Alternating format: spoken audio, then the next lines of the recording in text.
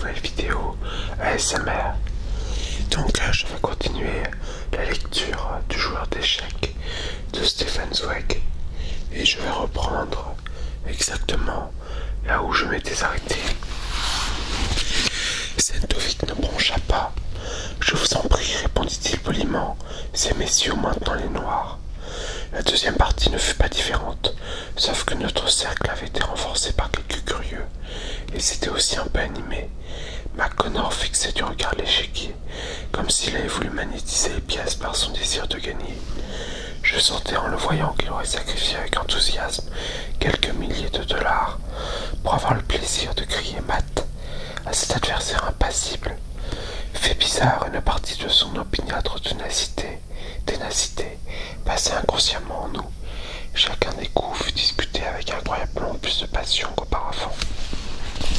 Sans cesse, l'un d'entre nous retenait l'autre au dernier moment, avant que nous soyons d'accord, pour donner le signal qui rappelait Sentovic à notre table.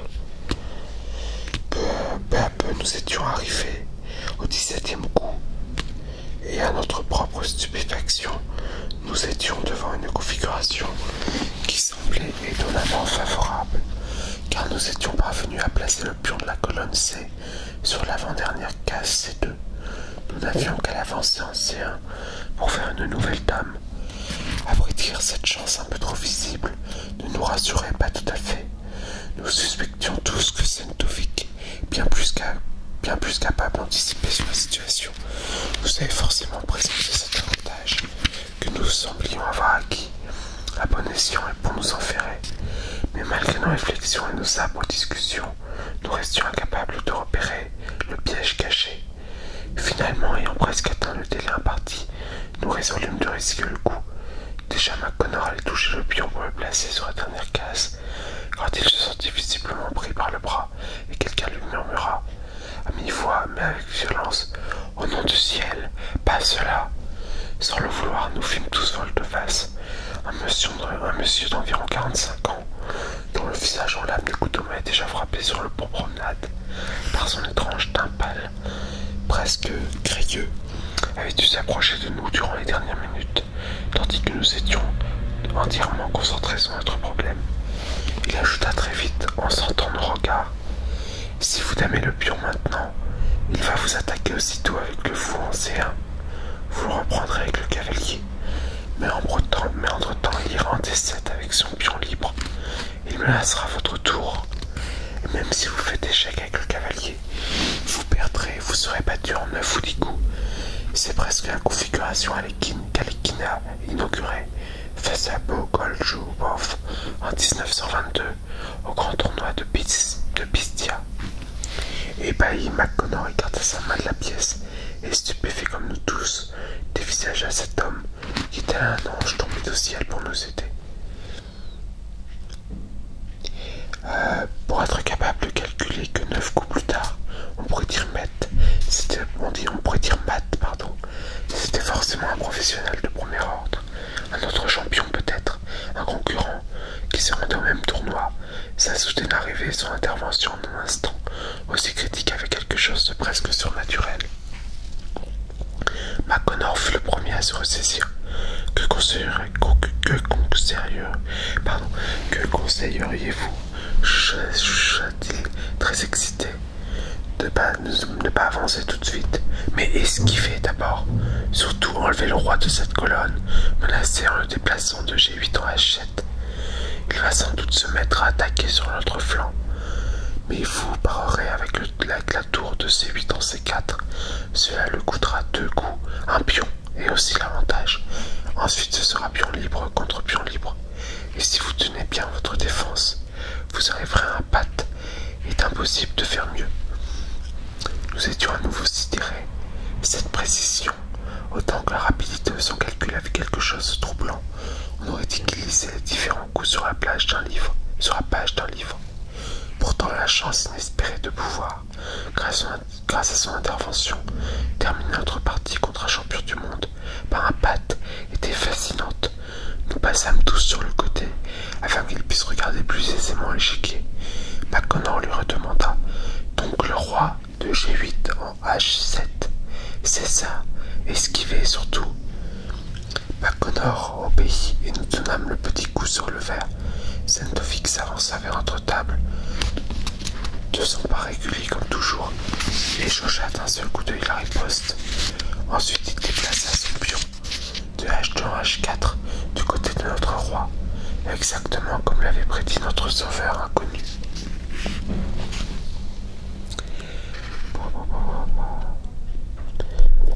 Et déjà celui-ci chuchotait tout excité. Avancez la tour de C8 en C4. Il faudra alors qu'il commence par ouvrir son pion, par couvrir son pion. Mais cela ne va lui servir à rien. Sans vous occuper de son pion libre, vous répondrez en déplaçant votre cavalier de C3 en D5, ce qui rétablira aussitôt la situation. Mettez la gomme pour avancer, au lieu de vous défendre. Nous ne comprenions pas ce qu'il voulait dire. Pour nous, ces paroles étaient du chinois. Mais McConnor, déjà sous son emprise, joua sans réfléchir, comme l'autre l'avait commandé. Nous fîmes à nouveau tenter le verre, afin de rappeler Sentovic. Pour la première fois, il ne se décida pas aussitôt, mais considéra l'échiquier d'un air intrigué. Puis il joua exactement comme l'inconnu nous l'avait annoncé, et se prépara à repartir. Pourtant, juste avant qu'il ne s'écarte, quelque chose de nouveau et d'inattendu se produisit. Sentovic leva les yeux et scruta notre cohorte. Il voulait manifestement repérer qui lui opposait soudain une si énergique résistance. À partir de cet instant, notre excitation devint immense. Jusqu'alors, nous avions joué sans grand espoir, mais l'idée de briser l'orgueil froid de Sentovic faisait à présent battre nos cœurs plus fort. Déjà, notre nouvel ami nous avait indiqué le coup suivant, et nous allions pouvoir rappeler Sentovic. Mes doigts tremblaient en cognant la cuillère contre le verre. Ce fut alors notre premier triomphe. Sentovic, qui jusqu'ici avait toujours joué debout, hésita encore, puis finit par s'asseoir. Il s'assit lentement, pesamment, mais par là il annonçait déjà la façon qu'il avait eu de nous regarder de haut. Il renonçait déjà à la façon qu'il avait eu de nous regarder de haut. Nous l'avions obligé à se mettre au moins dans l'espace, au même niveau que nous. Il prit tout son temps pour réfléchir, ses yeux immobiles fixant l'échiquier, si bien qu'on ne distinguait presque plus ses pupilles sous ses paupières sombres. Et tandis qu'il s'absorbait dans sa réflexion, sa bouche s'entrouvrit petit à petit, ce qui donnait à son visage rond une expression un peu niaise. Sentovic réfléchit plusieurs minutes, puis il joua et se releva. Déjà notre ami chuchotait. Un coup d'attente, bonne idée, mais ne pas s'y laisser prendre.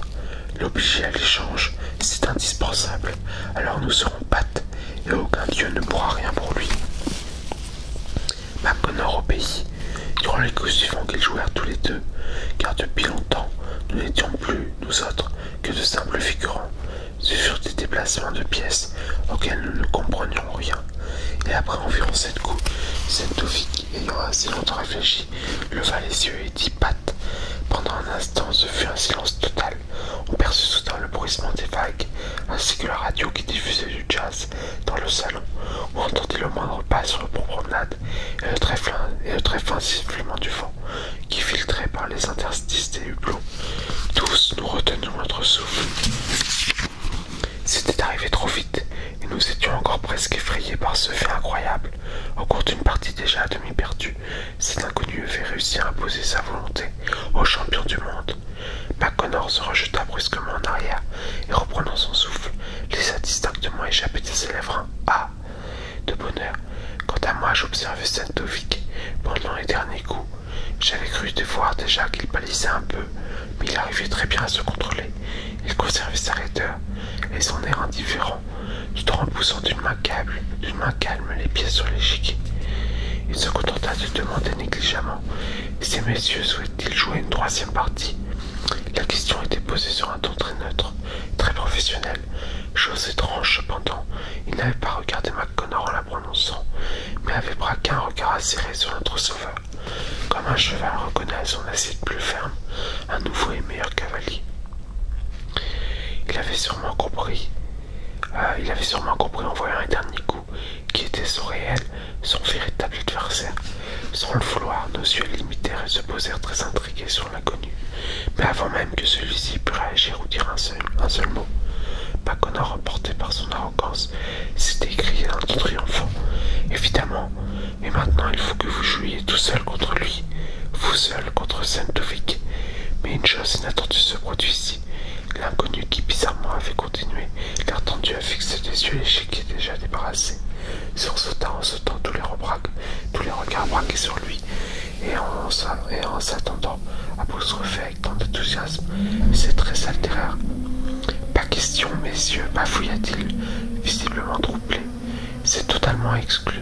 Je ne peux pas l'envisager. Cela fait 20 ans, non, 25 ans, que je ne me suis pas assis devant un échiquier, et je me rends compte maintenant combien je me suis mal comporté en venant me mêler à votre jeu, sans y être invité. Excusez-moi indiscrétion, je vous en prie, et je ne veux pas vous importuner plus longtemps. Là-dessus, avant même que nous ayons pu nous remettre dans notre stupeur, il s'était retiré avec quitté la pièce. Mais c'est absolument impossible, donna McConnor, bouillant de fureur, et il frappa du poing sur la table. Il n'est pas pensable que cet homme n'ait pas joué aux échecs depuis 25 ans, lui qui calculait chaque coup et chaque riposte avec un 5 ou 6 coups d'avance. Ce n'est pas le genre de choses qui s'improvise. C'est absolument impensable, n'est-ce pas? En posant cette question, McConnor s'était tourné sans le vouloir vers Sentovic. Mais le champion du monde resta d'une froideur imperturbable. Je ne suis pas en mesure de juger. Je dirais que ce monsieur a joué d'une façon un peu surprenante et intéressante. C'est d'ailleurs pourquoi j'ai voulu lui laisser une chance. Et en se levant sans faire mine de rien, il ajouta de son ton neutre. Si ce monsieur ou vous-même, messieurs, souhaitez disputer notre partie demain, je serai à votre disposition à partir de 3 heures. Je ne peux me contenir un léger sourire. Chacun savait que Sentovic n'avait pas du tout laissé généreusement sa chance à notre sauveur inconnu, et que cette remarque n'était qu'une naïve tentative de masquer sa propre déconfiture. Cela ne fit qu'augmenter notre désir de voir rabaisser un orgueil aussi inébranlable. D'un seul coup, les passagers paisibles et calmes que nous étions se sentirent remplis d'une envie furieuse et dépris d'en découdre. Fascinés que nous étions par l'idée qu'en plein océan et sur notre bateau, le champion du monde pourrait se voir arracher ses palmes, et qu'aussitôt les télégraphes diffuseraient en tous les azimuts la nouvelle de ce record. S'y ajoutait aussi l'attrait du mystère lié à l'intervention inattendue de notre sauveur, au moment le plus critique, renforcé encore par le contraste entre sa modestie presque angoissée et l'assurance inébranlable du professionnel. Qui était cet inconnu? Le hasard avait-il fait surgir ici un génie des échecs encore insoupçonné, ou bien était-ce un maître célèbre qui, pour une insondable raison, nous cachait encore son nom? Très excités, nous discutions de toutes ces éventualités, sans reculer devant les hypothèses les plus hardies, pour expliquer à la fois l'énigmatique recul et la surprenante déclaration de l'inconnu, ainsi que son art évidemment consommé des échecs. Mais nous étions tous d'accord sur un point, ne renoncer en aucun cas au spectacle d'un nouvel affrontement. Nous résolûmes de tout tenter pour que notre sauveur dispute le lendemain une partie contre Sentovic, dont McConnor s'engagea à supporter les risques financiers, comme il s'était avéré entre-temps en interrogeant le steward. Que l'inconnu était un Autrichien, c'est moi qui fus chargé d'aller soumettre notre requête à mon compatriote. Il ne me fallut pas longtemps pour découvrir sur le pont promenade celui qui nous avait si vite faussé compagnie. Il était tendu dans une chaise longue et lissée. Avant de m'approcher de lui, je saisis l'occasion pour l'examiner. Sa tête osseuse reposait sur un coussin, dans une attitude de légère fatigue. À nouveau, je fus singulièrement frappé par la pâleur étrange de ce visage plutôt jeune, dont les tempes étaient encadrées par des cheveux d'un blanc éblouissant. J'avais l'impression, sans savoir pourquoi, que cet homme avait dû vieillir d'un seul coup. À peine m'approchai-je de lui, qu'il se leva poliment et se présenta sous un nom qui me fut aussitôt familier, car c'était celui d'une vieille famille autrichienne fort estimée. Je me rappelais qu'un des plus proches amis de Schubert le portait, et qu'un des médecins particuliers du vieil empereur était issu de cette famille. Lorsque j'expliquai au docteur Pay que nous lui demandions de relever le défi contre Sentovic, il fut visiblement ébahi. Je compris qu'il n'avait pas soupçonné qu'un jour tout à l'heure, il avait valeureusement résisté à un champion du monde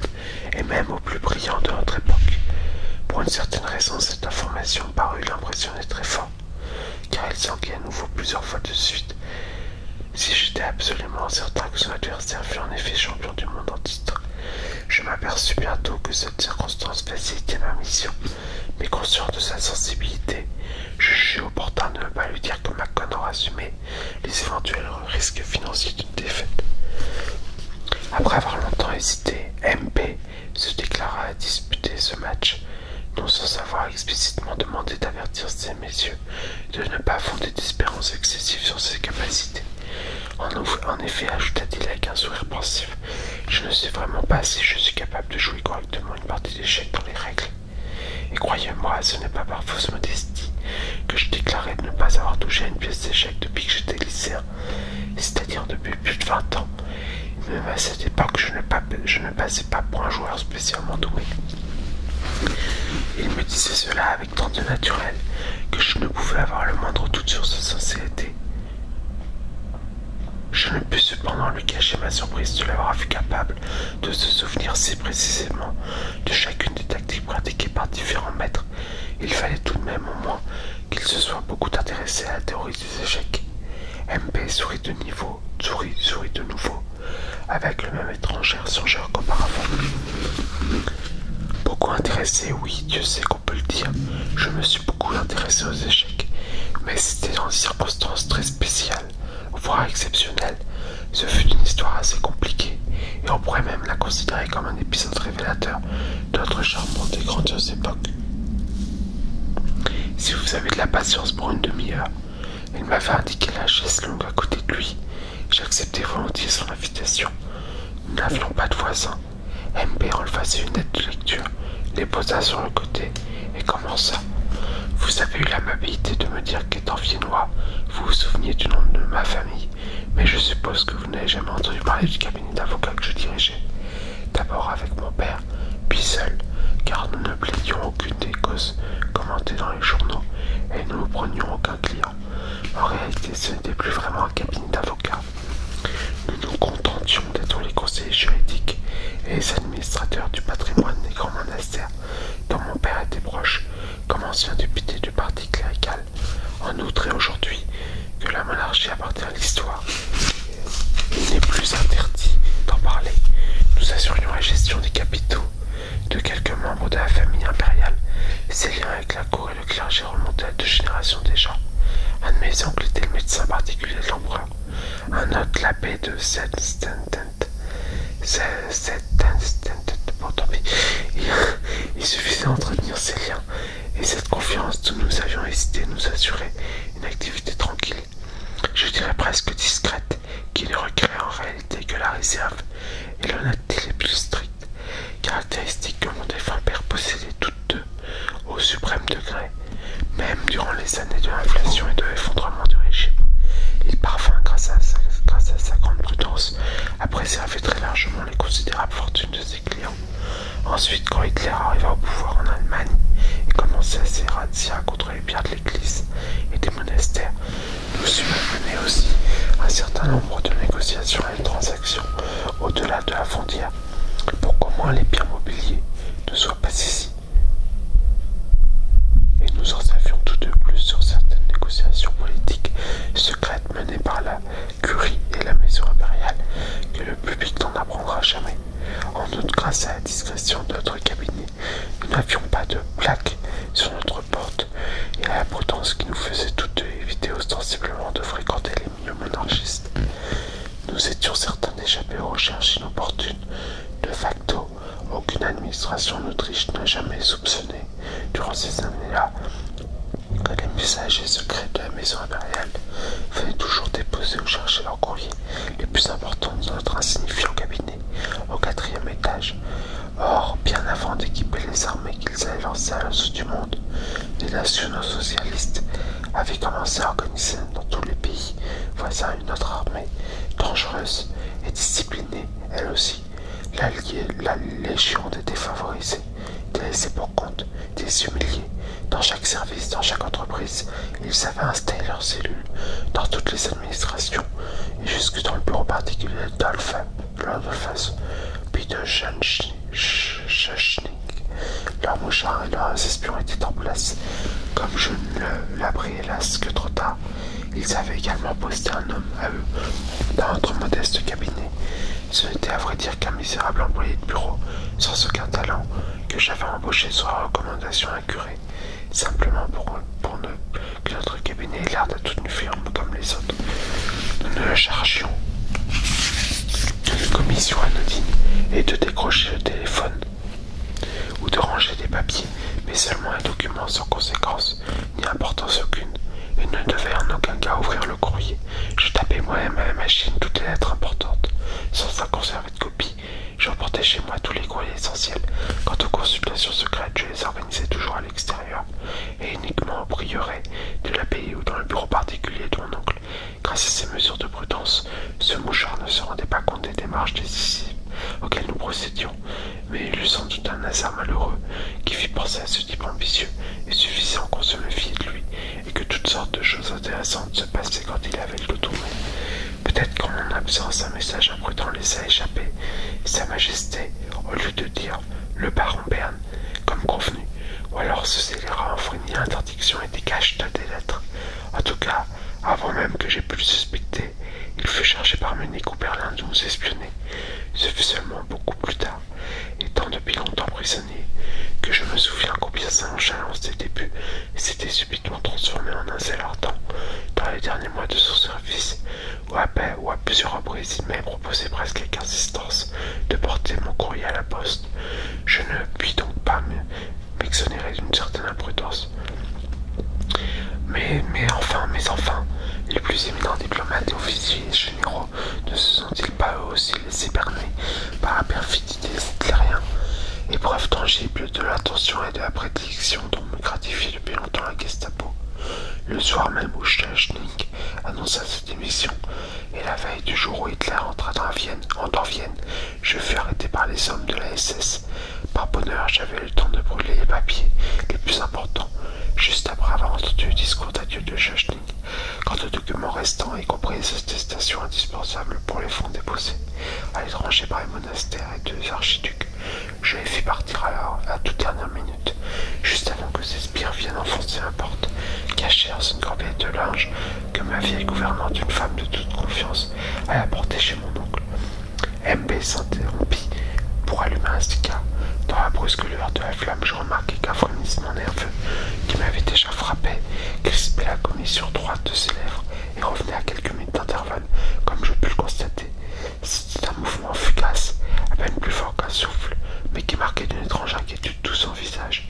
Vous supposez sans doute que je vais vous parler maintenant du camp de concentration, où furent effectivement expédiés tous ceux qui restaient fidèles à notre vie à Autriche, et des humiliations, des tortures et du martyre que j'y ai subi. Rien de tel n'arriva. Je tombai dans une autre catégorie. Je ne fus pas envoyé rejoindre ces malheureux sur lesquels on se vengeait des ressentiments longtemps accumulés en leur infligeant de mauvais traitements et des humiliations. On me plaça parmi d'autres, beaucoup moins nombreux, dont les nazis espéraient tirer de l'argent ou d'importantes informations. Ma modeste personne n'avait bien sûr aucun intérêt aux yeux de la Gestapo, mais ces gens ont sans doute appris que nous étions des hommes de paille, les administrateurs et les confidents de leurs adversaires les plus acharnés. Mais ils espéraient tirer de moi des renseignements compromettants, de quoi incriminer les monastères qu'ils voulaient convaincre des détournements de fonds. Ou aussi la famille impériale et tous ceux qui en Autriche en pensaient eux-mêmes se dévouaient pour la monarchie. Ils supposaient avec de bonnes raisons qu'une partie non négligeable de ces fonds qui avaient été transités par nos mains étaient encore cachés quelque part, soustraits à leur avidité. C'est pourquoi ils s'assurèrent de moi dès le premier jour pour extorquer ces secrets avec leurs méthodes éprouvées. Voilà pourquoi des gens comme moi, de qui on voulait tirer de l'argent ou d'importants renseignements, n'étaient pas envoyés dans les camps de concentration, mais réservés pour un traitement spécial. Comme vous vous en souvenez peut-être, ni notre chancelier, ni du reste le baron Rothschild, dont ils espéraient que la famille leur verserait des millions, ne furent expédiés derrière des barbelés dans un camp de prisonniers. Traités apparemment privilégiés, ils furent transférés dans un hôtel, qui était aussi le quartier général de la Gestapo, l'hôtel Métropole, et installés chacun dans sa chambre particulière. L'homme de peu que je suis bénéficiaire lui aussi de cet honneur insigne. Une chambre à soi dans un hôtel, cela paraît tout à fait humain, n'est-ce pas? Cependant, croyez-moi, en s'absent aux entassés à faim dans une baraque glaciale, et en logeant les personnes dès que nous étions dans une chambre d'hôtel séparée et passablement chauffée, on ne nous réservait pas un traitement plus humain. On voulait nous appliquer une méthode plus raffinée, car la pression que l'on exerçait pour nous extorquer les renseignements dont on avait besoin devait fonctionner d'une façon plus subtile que les coups de matraque ou les tortures physiques, par l'isolement le plus raffiné qu'on puisse imaginer. On ne nous faisait rien, on nous plaçait simplement dans un néant radical, car c'est bien connu. Rien n'exerce sur Terre une telle pression sur l'âme humaine que le néant. En nous enfermant chacun séparément dans un vacuum absolu, dans une pièce hermétiquement coupée du monde, on pensait qu'au lieu d'être exercé de l'extérieur, par des coups et le froid, la pression qui finirait par nous obliger à parler s'exercerait de l'intérieur. À première vue, la chambre qui m'était attribuée n'avait pas l'air désagréable du tout. Elle avait une porte, un lit, une chaise, une cuvette pour se laver, une fenêtre à barreaux, mais la porte restait fermée jour et nuit sur la table. Il était interdit de poser un livre, un journal, une feuille de papier ou un crayon. La fenêtre ne donnait que sur un mur coupe-feu. On avait organisé tout autour de moi, et même sur mon corps, un total néant. On m'avait enlevé tout objet personnel.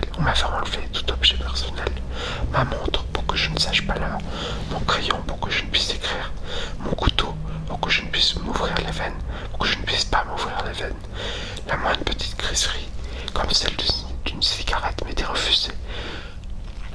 Hormis le gardien qui était interdit de prononcer un seul mot ou de répondre à aucune question, je ne voyais pas un seul visage humain, et jamais je n'entendais le son d'une voix.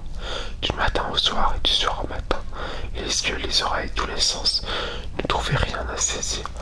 On était désespérément seuls, réduits à soi, à son corps, et à 4 ou 5 objets muets, la table, le lit, la fenêtre et la cuvette. On vivait comme un plongeur sous une cloche de verre, dans l'océan noir de silence, mais comme un plongeur qui pressent déjà que le câble le reliant au monde extérieur s'est rompu, que jamais on ne le tirera de cet abîme. À tonnes, il n'y avait rien à faire, rien à écouter, rien à voir. On était de tous côtés, sans cesse environnés du néant, David privé d'espace et de temps. On faisait 100 pas et dans la tête vos pensées vous accompagnaient marcher, elles aussi sans arrêt. Or, même si elles semblent immatérielles, les pensées ont besoin d'un point d'appui, sinon elles se mettent à tourner, à tourbillonner sans but sur elles-mêmes. Elles non plus ne supportent pas le néant. Du matin jusqu'au soir, on attendait quelque chose et rien ne se passait. On recommençait à attendre et il ne se passait rien. On attendait, on attendait, on attendait. On réfléchissait, on réfléchissait, on réfléchissait, jusqu'à avoir mal aux tempes, jusqu'à en avoir mal aux tempes. Rien ne se passait. On restait seul. Cela dura 15 jours, où je vécus hors du temps, hors du monde. Si une guerre avait éclaté, je n'en aurais rien su, car mon univers était réduit à une table, une porte, un lit, une cuvette, une fenêtre, une chaise, un mur. Et mes yeux regardaient fixement ce mur, avec son papier peint. La moindre ligne de son motif en zigzag a été gravée comme par un stylet de bronze dans les moindres replis de mon cerveau, tant je les contemplais. Ensuite, enfin, les interrogations commencèrent. On était soudain convoqués sans bien savoir si c'était le jour ou la nuit. On était appelés, on faisait emprunter plusieurs couloirs sans savoir où on allait, puis on attendait quelque part sans savoir où, et soudain on se retrouvait devant une table autour de laquelle étaient assis quelques personnages en uniforme. Sur la table, une pile de papiers et des documents dont on ignorait le contenu. Alors commençaient les questions, les vraies et les fausses, les claires et les sournoises, les questions écrans et les questions pièges, et tandis qu'on répondait des doigts étrangers, hostiles, feuilletaient ces papiers dont on ignorait le contenu, et ces doigts étrangers, hostiles, écrivaient quelque chose dans un procès-verbal, et on ignorait ce qu'ils écrivaient. Mais le plus terrible pour moi durant ces interrogatoires, c'était de ne jamais réussir à deviner ni à me rendre compte de ce que les gens de la Gestapo savaient réellement sur l'activité de mon cabinet et de ce qu'ils voulaient m'extorquer. Comme je vous l'ai dit, j'avais fait passer à mon oncle à la dernière minute, et par intermédiaire de ma gouvernante, les documents vraiment compromettants. Mais les avait-il reçus? Ne les avait-il pas reçus? Et qu'avait au juste révélé l'employé scélérat? Combien de lettres avait-il interceptées? Et combien d'autres avait-il peut-être soutenu entre-temps à un ecclésiastique ecclésiastiques maladroits dans les monastères allemands que nous gérions. Et il questionnait. Quelle valeur avais-je acheté pour un tel monastère? Avec quelle banque étais-je en correspondance? Connaissais-je ou non un monsieur un tel? Avais-je reçu des lettres de Suisse ou de Steinhauser? Et comme je n'arrivais pas à me rendre compte de ce qu'ils avaient déjà constitué, la moindre réponse comportait une responsabilité immense. Si j'admettais quelque chose qu'ils ne savaient pas encore, je livrais peut-être gratuitement quelqu'un entre leurs mains cruelles. Si j'en niais trop, je me nuisais à moi-même. Le pire, ce n'était pourtant pas les interrogations, les interrogatoires. Le pire, c'était de revenir dans mon néant après l'interrogatoire, dans la même chambre, avec la même table, le même lit, la même cuvette, le même papier peint, car à peine seul avec moi-même, j'essayais de reconstituer ce qu'il aurait été plus intelligent de répondre, et qu'il faudrait que je dise la prochaine fois, pour détourner tel soupçon que peut-être telle remarque inconsidérée de ma part avait suscité. Je réfléchissais, j'examinais, je vérifiais, je soupesais mes dépositions jusqu'au moindre mot que j'avais prononcé devant un juge d'instruction. Je me remémorais chacune des questions qu'ils avaient posées. Chaque réponse que j'avais donnée, j'essayais d'imaginer ce qu'ils avaient pu enregistrer. Bon,